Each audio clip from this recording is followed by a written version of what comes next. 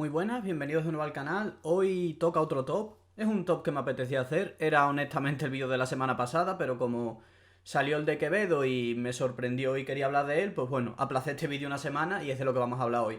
Como ya habéis visto en el título, hoy vamos a hablar de 5 discos que en mi opinión están infravalorados.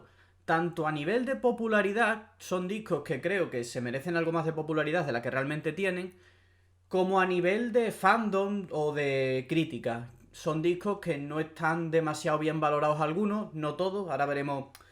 Cada puesto tiene sus matices, por así decirlo. Y bueno, voy a explicar un poquito por qué yo considero que están infravalorados y por qué creo que son discos a los que tenéis que darle una oportunidad y tenéis que escuchar. Así que bueno, 5 discos que están infravalorados en mi opinión. Bien, el primer disco del que os voy a grabar, este lo tengo en físico. Da casualidad que algunos de los discos de los que voy a hablar hoy los tengo en físico. Es el de Ultimate Sin de Ozzy Osbourne. Este disco le pasan dos cosas, está infravalorado por dos motivos.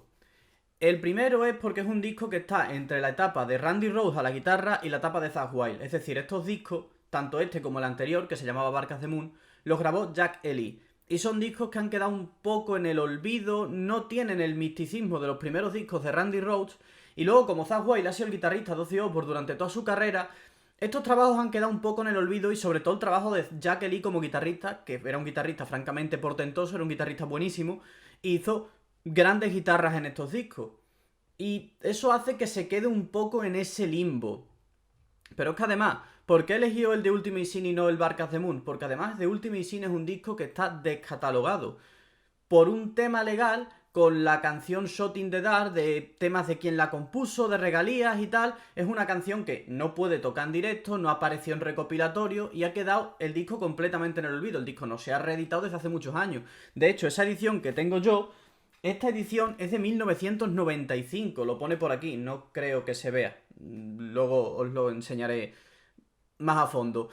Es un disco que no se ha reeditado desde esta edición, que por cierto me parece bastante fea el hecho de que la portada se vea tan pequeñita y todo lo demás esté verde, pero bueno. Y es que, imaginaros lo infravalorado y lo poco valorado que está este disco, que esa edición que tengo yo la compré en 2014-2015 nueva. O sea, compré un disco de hacía 20 años nuevo. Pero es que además, te vas a Amazon y el disco sigue estando esta edición. O sea, esta edición se sigue encontrando nueva. No lo compró mucha gente por lo que se ve. Y es una pena porque para mí es el mejor disco de Ozzy Osbourne. Es un disco cañero, con una producción que suena muy americana, cosa que a Ozzy Osbourne tampoco le gusta. Y él hizo unas declaraciones hace poco diciendo que le gustaría regrabar este disco, lo cual no ayuda a su popularidad, lógicamente. Tiene una producción muy buena, unas guitarras muy potentes, un disco con un sonido muy americano y que todos los temas son hitazos. Cualquier tema de ese disco podría verse un single. Y es una pena, en mi opinión, que esté tan infravalorado y esté tan en el olvido. Así que, en el puesto número 5 de Ultimate Sin, de Ozzy Osbourne. Bien, el siguiente disco del que os voy a hablar es The Fall, de Gorillaz. Es un disco grabado en un iPad durante la gira del Plastic Beach y que Damon Albarn prácticamente grabó solo. Este disco no tiene apenas colaboraciones, es un disco de un carácter muy intimista, muy pequeño, es un disco que se siente realmente pequeño. Y eso hace que mucha gente no lo valore o no le guste o lo sienta como un disco menor, porque es verdad que venías de la grandilocuencia de Plastic Beach, que era una cosa completamente megalómana, y este disco es todo lo contrario. Y también pasa una cosa, y es que este disco cuando salió, no salió en un lanzamiento normal, sino que a través de la página web lo tenías que comprar a través de una especie de club de fans. No tuvo un lanzamiento de una tirada normal, aunque fuese pequeña, no. Tenías que cumplir una especie de requisitos como para poder comprarlo. Y eso hace que mucha gente en su momento no lo comprara. Estamos hablando de un disco de 2010, no existía el mercado digital como lo tenemos ahora, tan asentadísimo. Y eso hizo que el disco, bueno, se quedara como un disco en el olvido y que en muchas listas de los mejores discos de Gorillaz ni siquiera esté, lo cual es una pena. Porque es un disco que tiene un trabajo musical muy guay, muy de electrónica minimalista en algunas partes, tiene algunas de las mejores melodías vocales de Damon Albarn, como Amarillo o Revolving Door, que es un temazo, y es un disco que creo que todo el mundo le debería dar una oportunidad. Y dentro de lo que es el lore de Gorillaz, ya sabéis que Gorillaz es una banda virtual, este es un disco en solitario del cantante, de 2D. Cada disco de Gorillaz está como comandado por uno de ellos. Pues este está comandado por 2D y es un disco en solitario, es como un disco de viaje. Leí hace tiempo en una crítica musical de una persona que dijo que este disco no le gustaba, pero que un día se lo puso en un viaje en autobús y entendió el concepto del disco, porque recordamos que está grabado en una gira. Y tengo que darle la razón. Es un disco que tienes un viaje en autobús a algún lado y tienes algo mejor, algún sentimiento nostálgico en ese momento. Este disco es perfecto para esa ocasión. Así que en el número 4, The Fall, de Gorillaz. Bueno, en el número 3, este es una de las últimas adquisiciones que he hecho, de hecho es la penúltima, es el disco debut de Peter Gabriel. Lo compré en CD en una tienda de segunda mano. Y bueno, ¿por qué pienso que este disco está infravalorado y por qué pienso que es una absoluta joya? De hecho, este disco está rozando la obra maestra. Pues mira, hay que poner un poco de contexto. Veníamos de Genesis. Genesis se separan, bueno, no se separan. Peter Gabriel se va de Genesis, Phil Collins empieza a cantar y Peter Gabriel decide encarar una carrera en solitario. La carrera en solitario de Peter Gabriel ha tenido distintas etapas. Pero la que más se recuerda es la del Sledgehammer, que es ese tema comercial con ese videoclip tan maravilloso de los años 80, donde de alguna manera él se metió en la música comercial. Pero la otra etapa que se recuerda de Peter Gabriel es el world music, pues música de todo el mundo, música africana y tal. De hecho, joder, es el fundador del WOMAD, sin ir más lejos. Pero los primeros discos de Peter Gabriel, concretamente este primero, todavía tienen esos desvaríos progresivos de Genesis. No tanto, no es tan de canciones de 25 minutos y tal, pero sí que tiene todavía matices de Genesis, matices progresivos, matices orquestales, bueno, matices no, momentos orquestales en algunas de las canciones.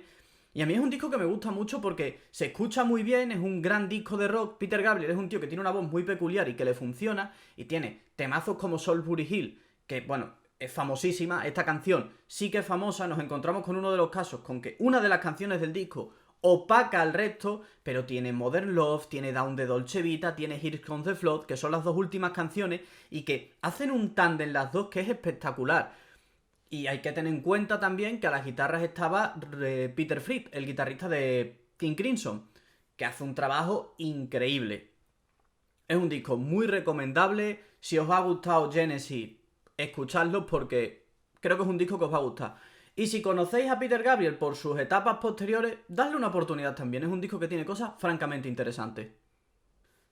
Bien, este es uno de los discos más especiales para mí. En el puesto número 2, el Unplugged de Goa. Porque es un disco muy especial. Porque a mí este disco me encanta. O sea, es uno de mis discos favoritos. Es uno de esos discos que me podría llevar a una isla desierta y no me aburriría de él.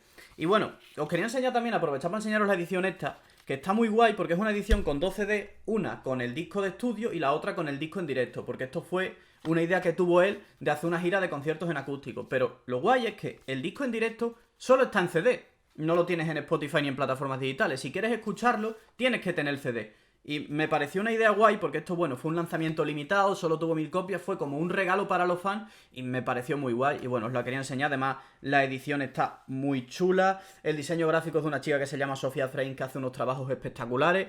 Y es un trabajo que está muy bien. Infravalorado en este caso porque es una cosa muy de nicho. Al fin y al cabo, Goa viene del sello La Bendición, donde están todos los traperos, aunque bueno, él hace rock. Y encontrarte con un disco acústico dentro de esos mundos es extraño, honestamente. Pero funcionó de puta madre, a mí me encanta. O sea, Goa hizo ahí un trabajo, supongo que junto con Pochi, que era su productor, de transformar esas canciones eléctricas en acústico que en algunos momentos sorprende. Sin ir más lejos, la primera canción, My Crash, es muy distinta a la original y pasa con todas. Creo que hizo un trabajo francamente interesante, francamente bueno, en el que le sentó muy bien. En definitiva, quiero decir, le sentó muy bien a sus canciones el estilo acústico. Creo que es un trabajo que tenéis que escuchar y que, aunque no os gusten los mundillos del trap y tal, aunque bueno, yo lo que hace Goa no lo considero trap, ni mucho menos, creo que hace rock con algunas pinceladas de trap.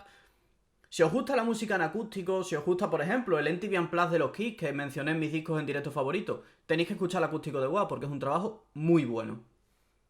Bueno, para finalizar, el número 1, el Plug 2 de June Beef. En este disco se enumeran muchas de las características que tiene un disco que para mí está infravalorado. Me explico.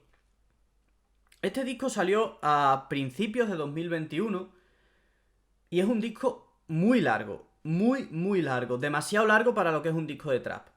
Creo que dura 1 hora y 20, cosas así. Además está como dividido en dos partes. No está dividido en dos partes, no es como Un Verano Sin Ti de Bad Bunny, que tiene una cara 1 y una cara 2. Pero si lo escuchas da la sensación de que hay una canción que podría ser el final y la siguiente podría ser un principio. ¿Qué más? es un disco muy extraño, muy experimental. De hecho, el propio Junbiz ha dicho que esto es un disco de trap experimental.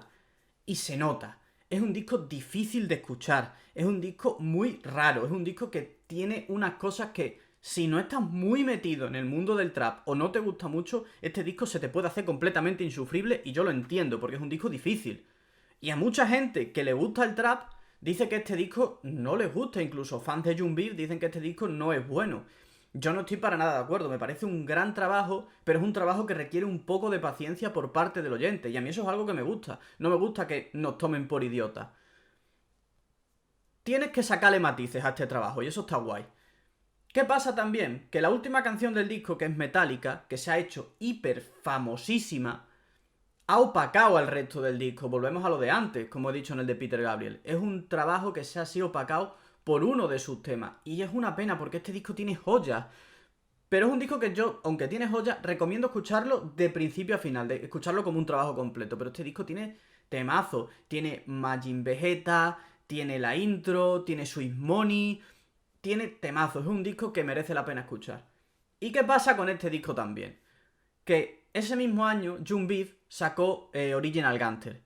¿Qué pasa con Original Gangster? Que la filosofía de Original Gangster es completamente distinta a la de este trabajo. Original Gangster es un disco comercial, ligero de escuchar. De hecho, hablaron de él hasta en El País. O sea, es un disco que lo ha petado a unos niveles que son más mainstream que este primero y ha opacado completamente al plazo. Cuando a mí este me parece muy superior. Entonces, si no lo habéis escuchado o si lo habéis escuchado una vez y no os ha parecido bueno, dadle una segunda oportunidad, escucharlo bien, sacarle el jugo y los matices a este disco porque no os vais a arrepentir. Es un disco buenísimo.